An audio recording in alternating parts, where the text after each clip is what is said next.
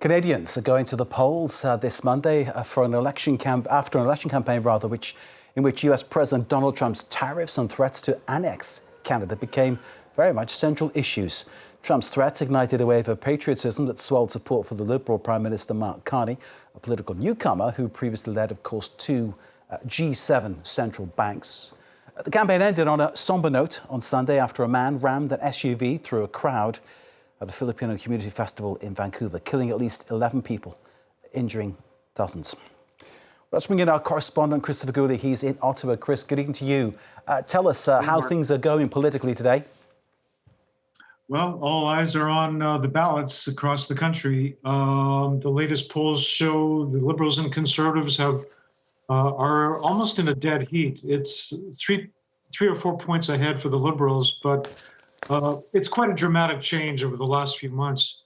The opposition Conservatives were leading by double digits, and they were poised to form a majority government. Today, it's a lot different.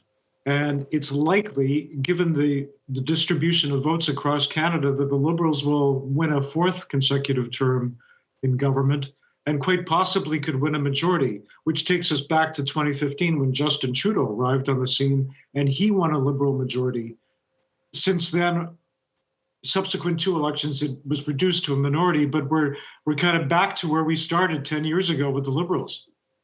It's interesting, Mark Carney, basically coming as a latecomer to politics, suddenly emerges now as perhaps the favourite to win. As you say, it is close, so I'll calm the language a little bit. But I'm interested to know whether you think that what Trump has done has actually played into Carney's hands. You know, the tariffs, the talk of annexation, even the threat to Greenland. Has this played into Carney's hand in some way? Absolutely. Even today, Trump posted on Truth Social about the Canadian election. You know, a very dramatic example of foreign interference. Throughout the campaign, Canada's security and intelligence officials were keeping an eye on China. But, you know, there's Donald Trump, and he shows up today on Truth Social.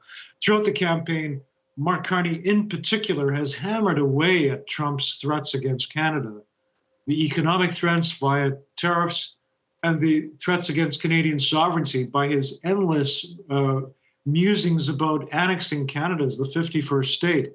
Polls have asked Canadians who would they think would be best suited to deal with Donald Trump as Prime Minister, and overwhelmingly, Mark Carney is always the choice. The killings in Vancouver, Christopher, have clearly brought a very sombre end to the campaign. Is that an issue? Internal security? I mean, absolutely. Well, for security, I mean, it's an issue in terms of the West Coast, Vancouver, the Filipino community. Yesterday, Mark Carney and Jagmeet Singh, the leader of the New Democrats, who holds a seat in British Columbia, and that seat is in jeopardy today, paused their campaigns to address that carnage that took place over the weekend in Vancouver. So it casts a pall absolutely on the campaign.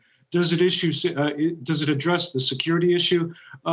Law enforcement has said that it had nothing to do with terrorism, but it definitely cast a pall. I just want to make one more comment about Mark Carney. You referenced the fact that he's a newcomer. It's important to point out that he's never held elected office until he became leader of the Liberal Party of Canada last month. So this is a pretty remarkable story that's unfolding in Canada at the moment.